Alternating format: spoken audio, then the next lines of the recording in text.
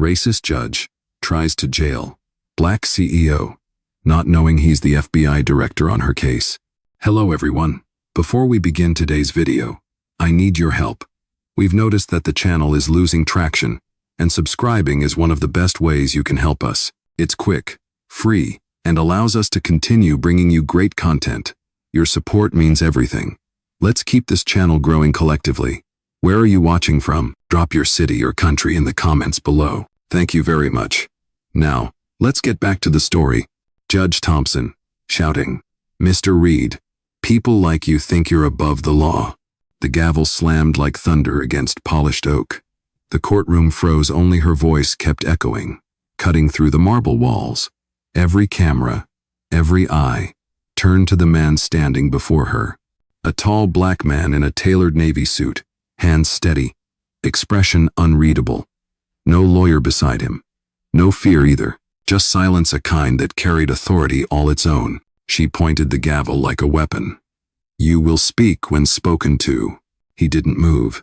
The badge in his pocket pressed lightly against his chest, still hidden. His calm was almost unnatural, unsettling. Somewhere in the back row, a journalist whispered, "Who is he?" But no one answered. The judge's words sharpened. "I could have you held in contempt right now." Quote, Marcus Reed finally looked up, one slow glance that felt heavier than any sentence she could pass. The room's fluorescent lights reflected in his eyes, cold and unwavering. Voiceover. In that moment, justice wasn't on trial, dignity was. And for once, silence was louder than any defense. Before we continue, where are you watching from? Drop your city or country in the comments below. And if you believe in dignity and justice, hit like and subscribe. These stories spark change, and we're glad you're here.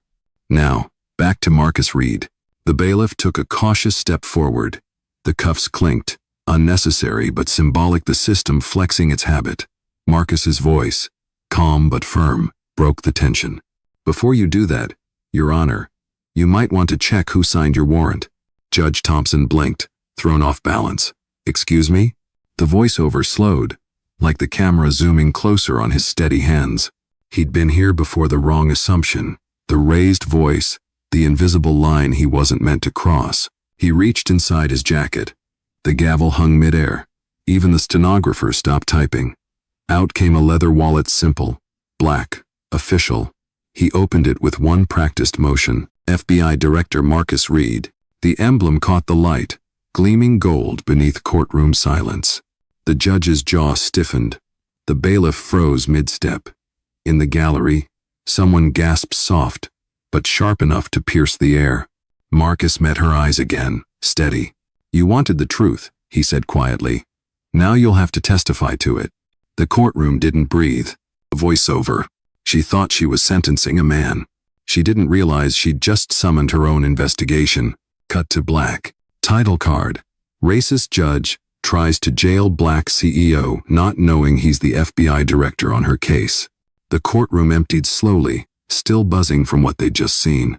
Reporters whispered to each other, unsure if they should run the story yet or wait for confirmation.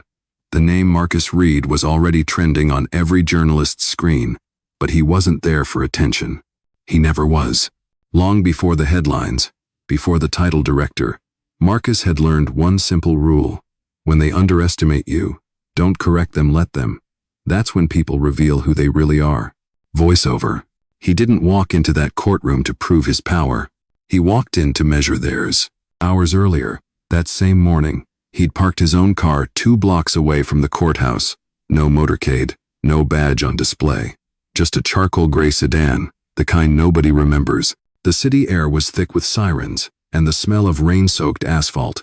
Marcus adjusted his cufflinks, not designer, just clean, and stepped out like any other man starting a hard day. Inside the lobby, security barely looked up. The guard scanned him, frowned, and said, "ID?" Marcus smiled politely, sliding a standard visitor pass across the desk. "Here to observe a hearing." The guard shrugged, bored. He had no idea the man he'd just waved through could shut down the entire building with one phone call. And that was exactly the point. He rode the elevator alone. The mirrored walls reflected a face too calm for the world he'd grown up in, a face that had seen every form of doubt and learned to make peace with it. "They still see your skin before your badge," his mentor once told him. "So let your silence speak louder than both." When the doors opened on the third floor, the sound of a gavel echoed faintly down the hall. Judge Rebecca Thompson's courtroom. He'd studied her file, 20 years on the bench, spotless record, 3 pending ethics complaints buried under procedural review. Today's case would tell him which side of the line she truly stood on. Marcus took a seat in the back row, blending in with the quiet shuffle of spectators. The defendant, a young black entrepreneur named Devin Hale, sat at the table ahead, hands clasped, eyes tired. The prosecutor talked fast, confident, armed with jargon, meant to sound like justice. Marcus watched. He wasn't there for Devin alone. He was there for the pattern, for every time the system tilted the scale and called it balance. Voiceover. He'd seen this movie before. Different courtroom, same script.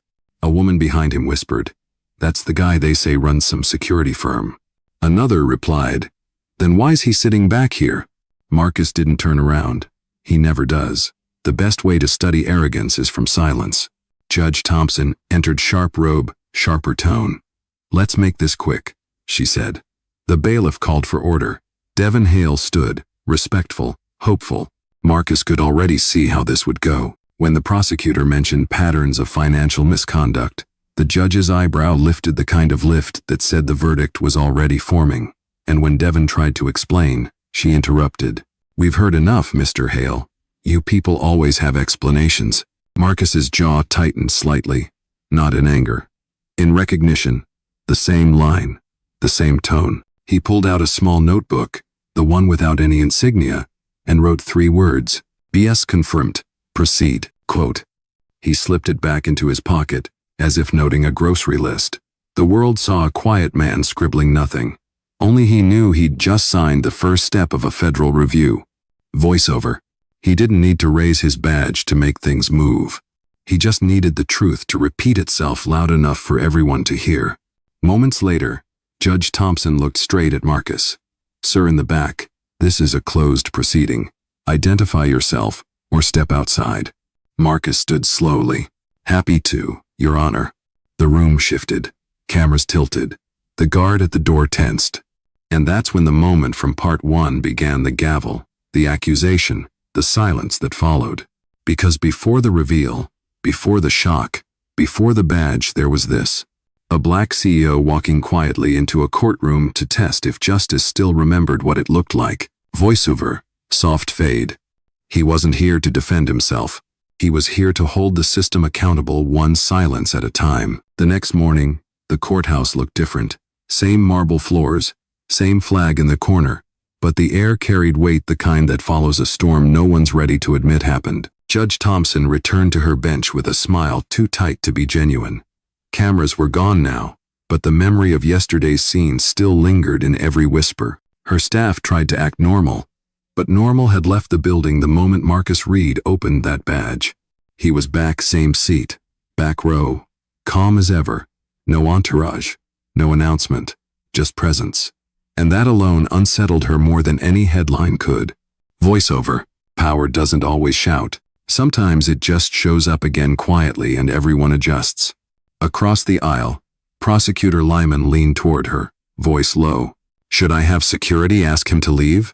Thompson straightened her robe. "No, we're professionals here." But her knuckles whitened around the gavel. At the defense table, Devin Hale whispered to his lawyer, "That's the same man from yesterday, right?" His attorney nodded, eyes wide.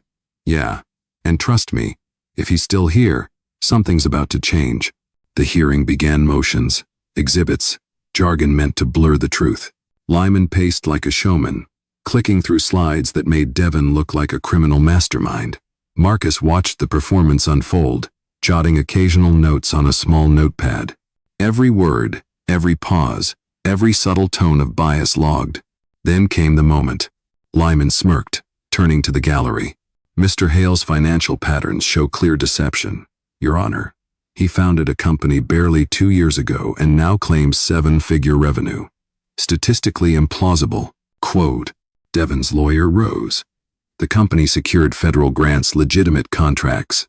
Thompson cut her off. Enough. This isn't a TED Talk. Stick to the facts. Her words hit harder than they needed to. The crowd shifted. You could feel it, the subtle tremor of imbalance. Marcus leaned forward slightly. Pattern repeating. Voiceover. It was always the same dance, confidence versus credibility. And in rooms like this, one never belonged to him. A clerk handed Judge Thompson a sealed envelope, routine procedure. She broke the seal, expecting emotion.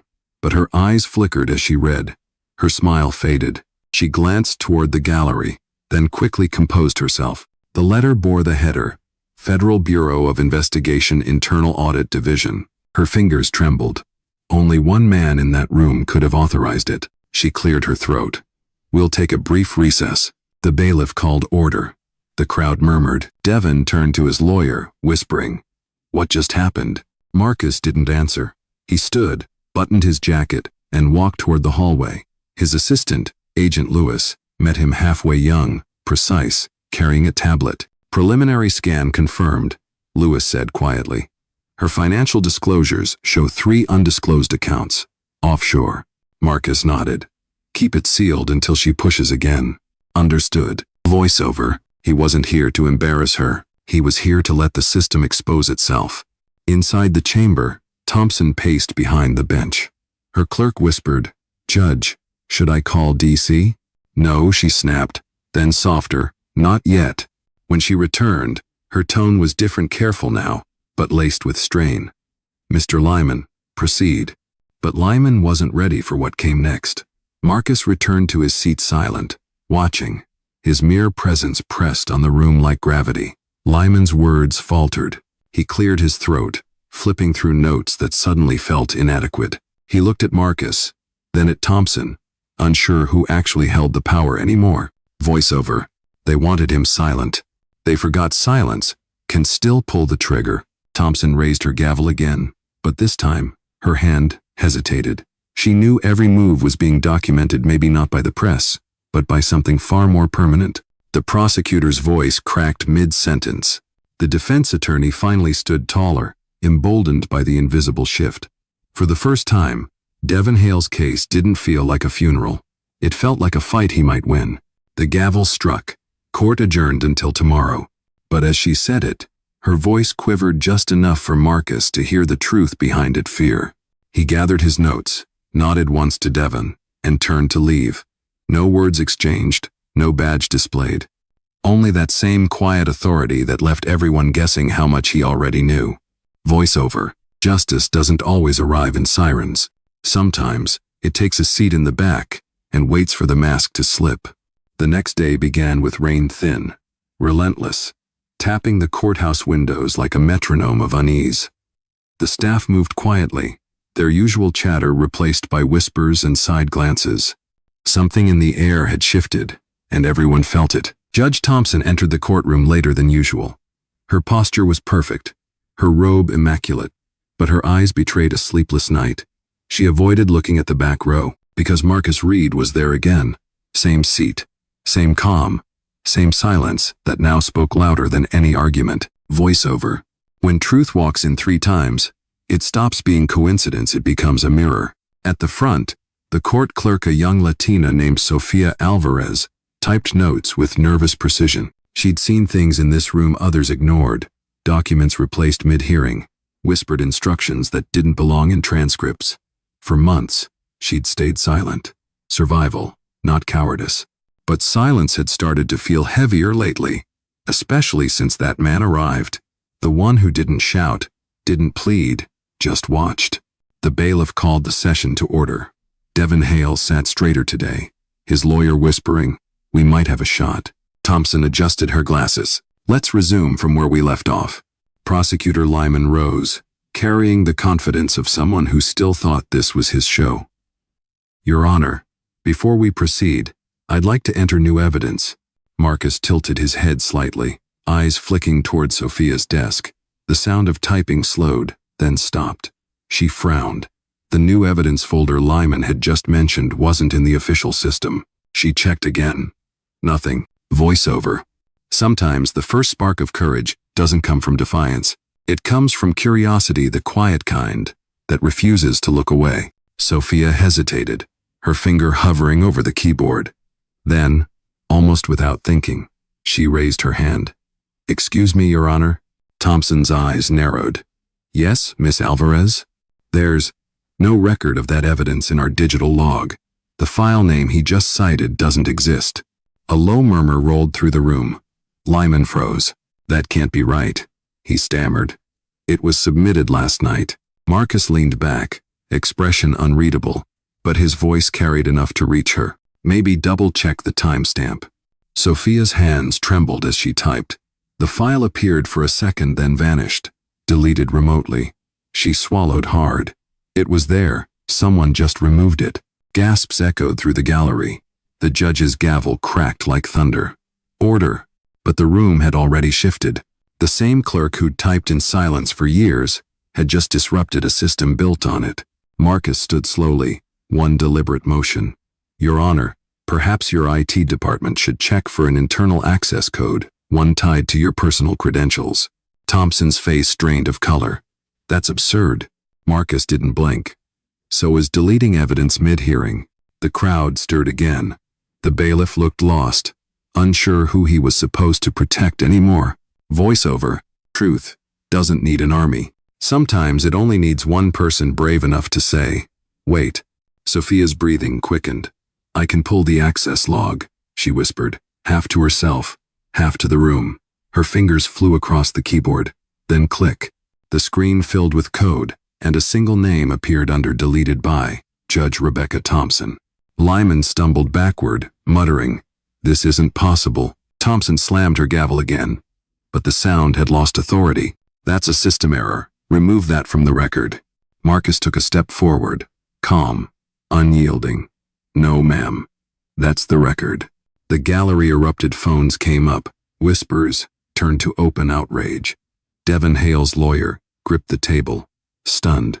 Sophia looked up, eyes glistening, but her voice steady. "It's all their timestamps, credentials, everything." Thompson tried to stand, but her knees wavered. "You don't know what you're doing, young lady." Quote. Sophia's reply came soft, almost trembling but strong enough to echo. "Yes, ma'am. For once, I do." Voiceover. Every movement starts somewhere, usually not with a shout, but with a whisper that refused to stay buried. Marcus nodded to her. The slightest acknowledgement, respect, not command. She'd done what even federal authority couldn't. Pierce the illusion from inside. In that moment, the courtroom wasn't divided by titles or robes, only by truth, and the people brave enough to face it. Thompson gripped the bench, realizing the tide had turned.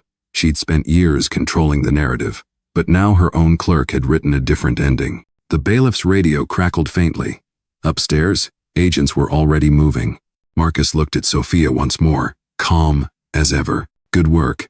Keep the record open." She nodded, tears barely held back. Voiceover.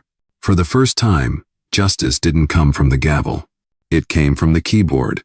The sound of the gavel cracked like a warning shot. Judge Thompson's voice rose above the noise, brittle and sharp. "Enough. This courtroom will return to order immediately." But order had already left the room. Phones were recording, whispers spreading like wildfire. The clerk who once typed silently was now standing tall, her face pale but resolute. The prosecutor stared at the floor, and Marcus Reed, the man at the center of it, all didn't move. Voiceover. There's a moment in every storm when the wind stops pretending to be a breeze. Thompson's mask of authority slipped. Her eyes darted toward Marcus, then the bailiff. "Remove him," she hissed. "Now." The bailiff hesitated. The last time someone touched Marcus, the bureau made headlines. But orders were orders. He stepped forward, one hand on his holster, the other reaching toward Marcus's arm. Marcus didn't flinch. He just spoke low, measured, lethal and calm. "You're reaching for the wrong man." The room froze. He pulled out a small black folder, the kind every agent knows but few have ever seen. He laid it on the defense table. The seal glimmered gold beneath the fluorescent lights. FBI Internal Oversight Division. Gasps cut through the air. Thompson's voice trembled. "You can't conduct an investigation in my courtroom." Quote. Marcus looked up at her, finally letting a hint of authority edge into his tone. That's exactly what this is. Voiceover. He'd warned them politely. But polite doesn't mean powerless. Devon Hale exhaled in disbelief, whispering to his lawyer. He's with the FBI? The lawyer just nodded, eyes wide. Not with it, he murmured. He runs it. Thompson pounded the gavel again, but the rhythm was off now, desperate, uneven. Bailiff, I said. The bailiff stepped back. Ma'am, maybe we should pause. It wasn't defiance. It was survival. That single act, one man refusing to move, rippled through the room. For the first time, Thompson realized she'd lost control of her own stage. Marcus leaned forward, hands resting on the table. You tried to silence evidence. You intimidated a witness. You misused your office, and you thought nobody would notice. She tried to interrupt, but he didn't let her. You were right about one thing, he said quietly. People like me don't belong here. Not in a system this broken. The words hung heavy, a verdict of their own, then silence. The kind that doesn't comfort, only counts down. Marcus's eyes drifted to Sophia, the clerk who'd spoken up. She looked shaken but steady, clutching a flash drive like it was a shield. He gave a small nod, permission, gratitude, both, she understood. She plugged the drive into the courtroom monitor, and then came the footage: courtroom security logs, timestamps, screen recordings of Thompson's terminal as she deleted the evidence. The projection filled the wall behind her bench. Every keystroke, every click. Her own voice muttering, "No one will see this." The crowd gasped again. Voiceover. There it was, the truth, raw and undeniable. Not shouted, not staged, just exposed. Thompson's hands trembled as she gripped the bench. "Turn that off," she screamed. "This is a violation of judicial protocol." Marcus didn't look away, so was deleting justice. The line cut through the air like glass. Then the flashback hit him. The smell of polished wood, the same sound of a gavel slamming years ago. Flashback, a younger Marcus, 25, standing in another courtroom. Same tone, same accusation. "You people think rules don't apply to you." He'd been dismissed that day, overqualified, undertrusted. That rejection had built his mission. Every decision since was crafted to make sure no one else would hear those words and doubt their worth again. Back to present, the memory faded, but the purpose didn't. Thompson's voice cracked. "You have no jurisdiction over me." Marcus's reply was soft, surgical. "I don't need it. The Bureau already opened yours." Her breath caught. The gallery erupted again, this time in applause, restrained, almost reverent. Voiceover. This wasn't revenge. It was revelation. Sophia backed away from the monitor, shaking but proud. Devon Hale stood, no longer a defendant, but a witness to his own vindication. Marcus turned toward the bailiff. "Escort the judge to chambers. Agents will meet her there." The man hesitated, then nodded, guiding her out. The robe that once symbolized power now dragged like a chain. Marcus picked up the black folder, sliding it back into his jacket. His voice dropped to a whisper meant for no one and everyone. "Justice doesn't break. It bends until someone remembers how to hold it straight." He turned and walked toward the doors, rainlight spilling in through the glass. Voiceover. In the end, the loudest sound in that courtroom wasn't the gavel. It was the silence that finally meant something. The hall outside the courtroom felt like the pause between thunder and echo. Reporters crowded near the doors, microphones raised, whispering names they barely understood. Inside, the air still buzzed with aftershock, the kind of silence that follows a truth too loud to unhear. Marcus Reed didn't leave. Not yet. He stood near the front, watching the judge's empty bench like it was a stage where the curtain had finally dropped. Beside him, Sophia Alvarez unplugged the flash drive, her hands still trembling but her face steady. "You okay?" he asked quietly. She nodded. "I didn't plan to. You did what the law was supposed to." Quote. Her lip quivered, but she managed a faint smile.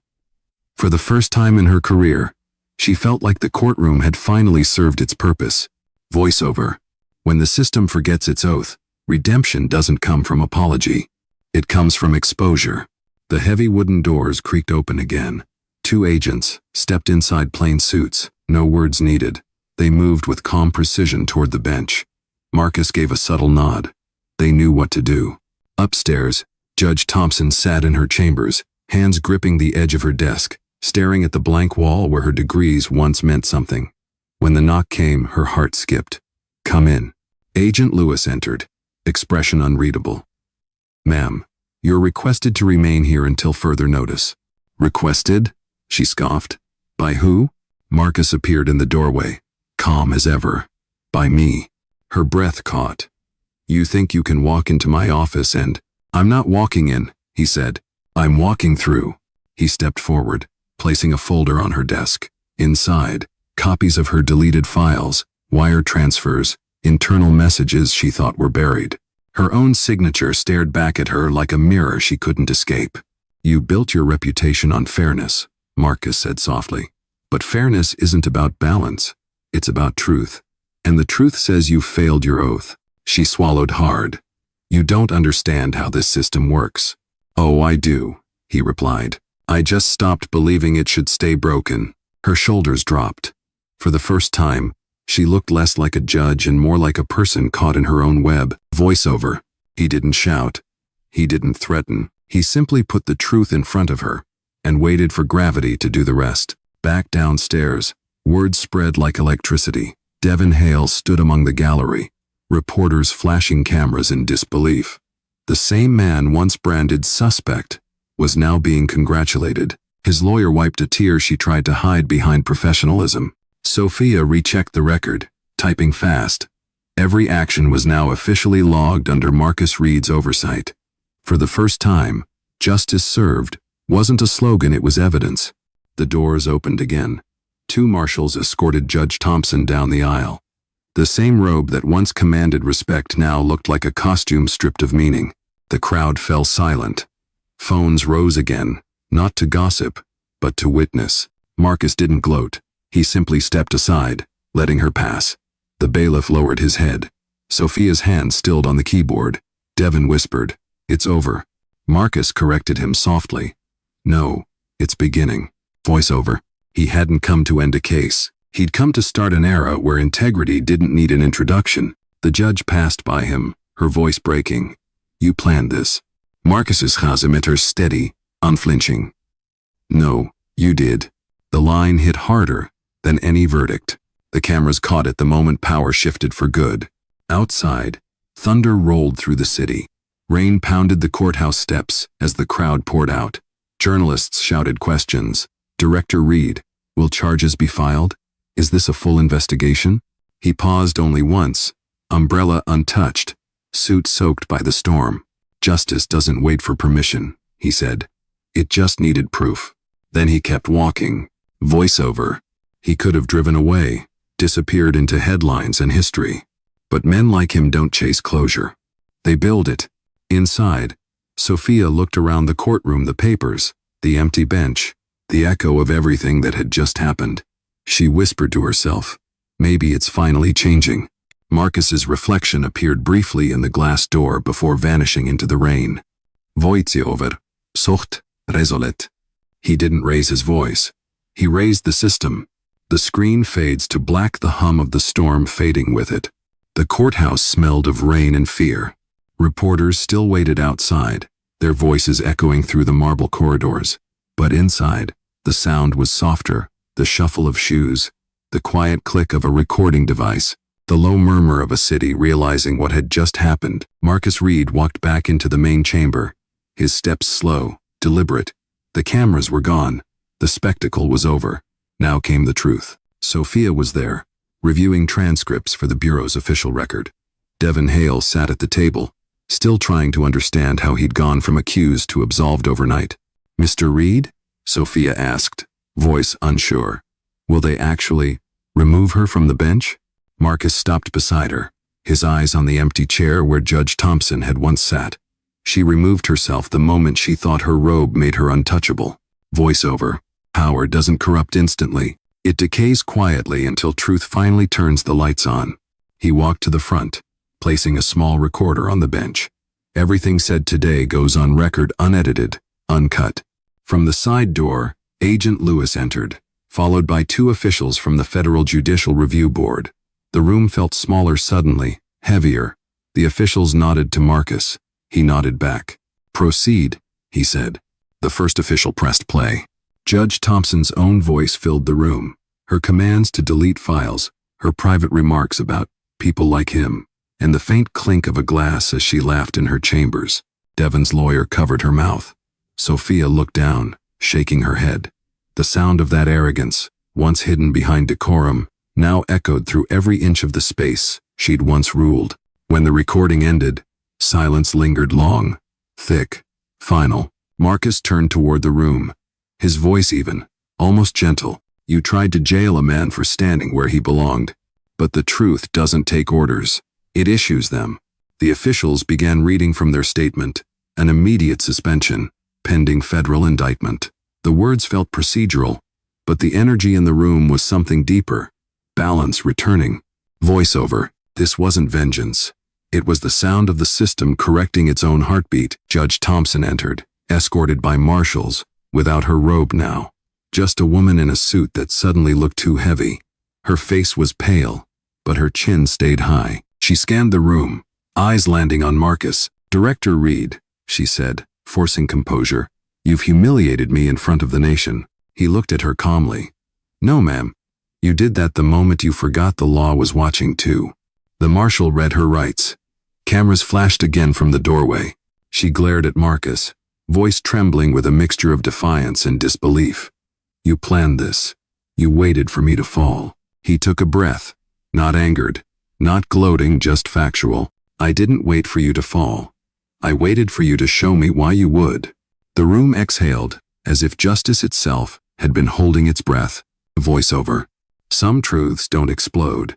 They unfold slowly, inevitably, until denial has nowhere left to hide. Sophia rose from her desk. "Director Reed," she said softly. "What happens now?" Marcus turned, his expression carrying the weight of a man who'd seen this cycle too many times. "Now we document, we rebuild, and we make sure the next judge knows someone's always watching." Devon Hale stepped forward, hesitant. "Sir, thank you for believing in me." Marcus shook his head. "Don't thank me. Thank the evidence. It never lies, people do." The marshals guided Thompson toward the exit. Reporters shouted from the hallway. As she disappeared through the doors, the gavel she once commanded lay on the bench motionless, abandoned, almost symbolic. Marcus reached for it, not to claim it, just to look at it. He turned it over once in his hand, then placed it gently back on the bench. "Justice isn't a weapon," he said quietly. "It's a mirror." Voiceover. He didn't need to raise his badge to end her reign. All he needed was patience and proof. The sound of rain softened outside. The storm had passed, but the message stayed. Marcus looked around the room one last time at Sophia, still typing, at Devon, finally free, at the empty seat of power now stripped bare. Then he walked toward the door, stopping just long enough to speak the line that would echo far beyond those walls. "You tried to jail me," he said, "in a courtroom already under my watch." The words landed like thunder, not loud, but absolute. Voiceover fade out. And in that silence after truth, the world finally understood. He didn't come to win. He came to remind justice who it serves. The courthouse emptied slowly, as if the walls themselves were exhaling. What had begun as another routine hearing had become history broadcast across every screen, dissected on every network. Federal judge removed after FBI probe scrolled endlessly across the ticker. But inside those walls, the aftermath felt quieter, intimate, heavy, almost sacred. Marcus Reed stood near the doorway, watching the marshals escort Rebecca Thompson into the waiting car.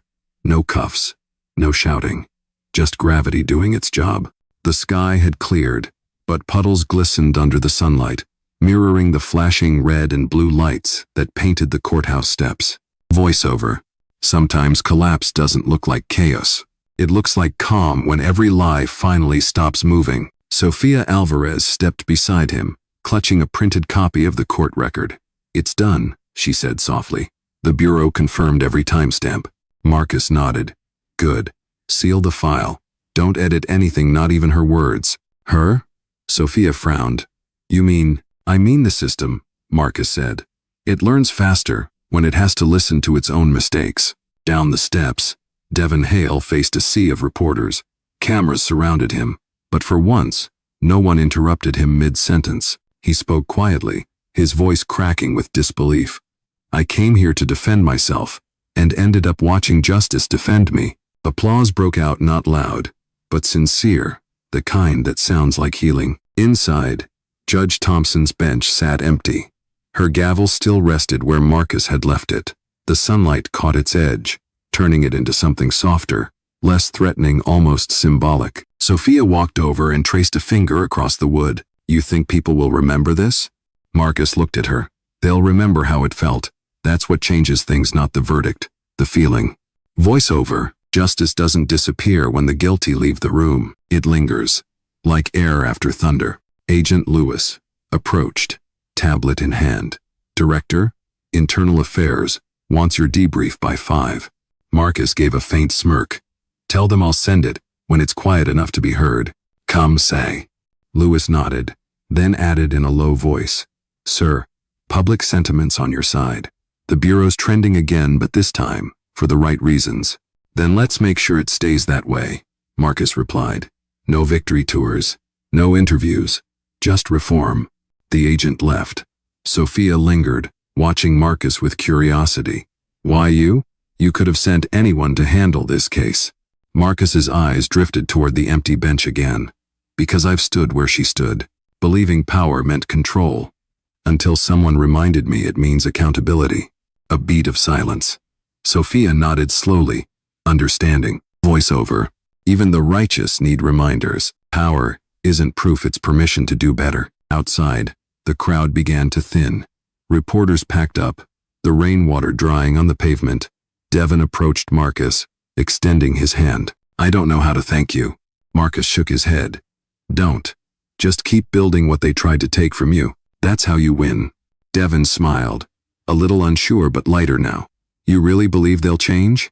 Marcus's answer came without hesitation. They already have. You saw it.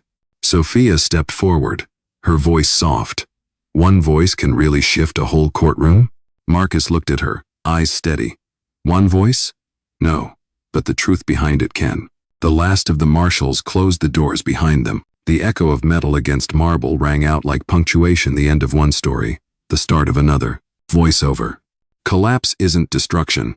It's the space truth needs to rebuild. Marcus walked back toward the bench, the light catching his face, calm, resolute, unshaken.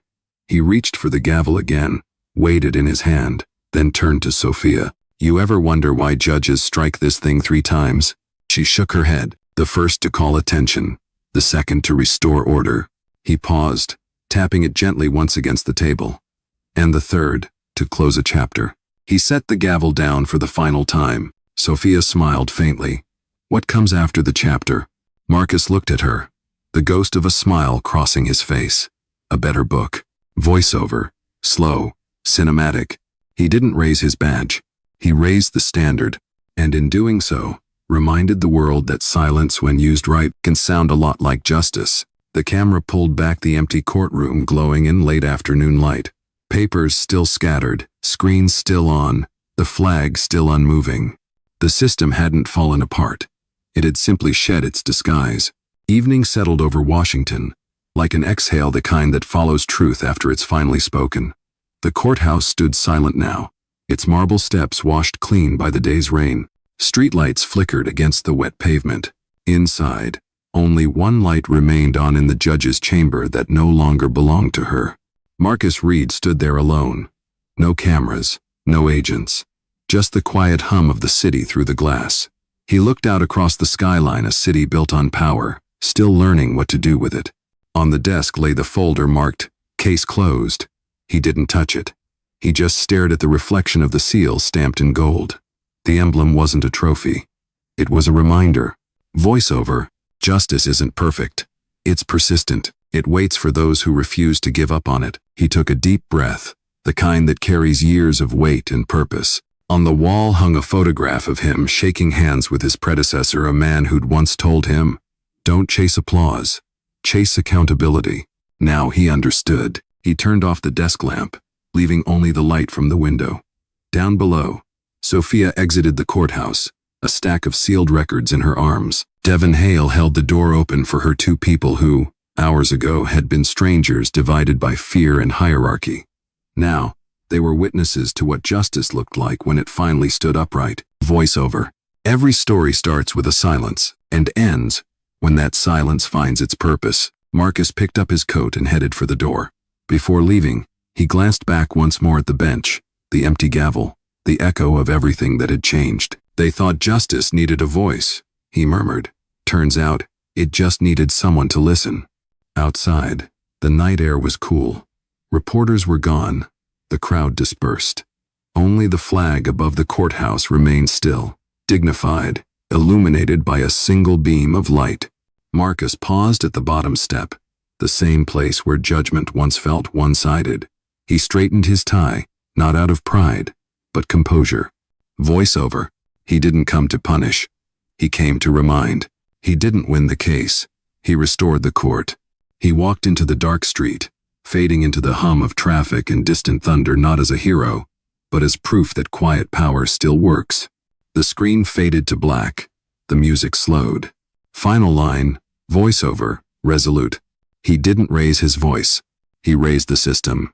And somewhere in that silence, justice finally heard itself speak.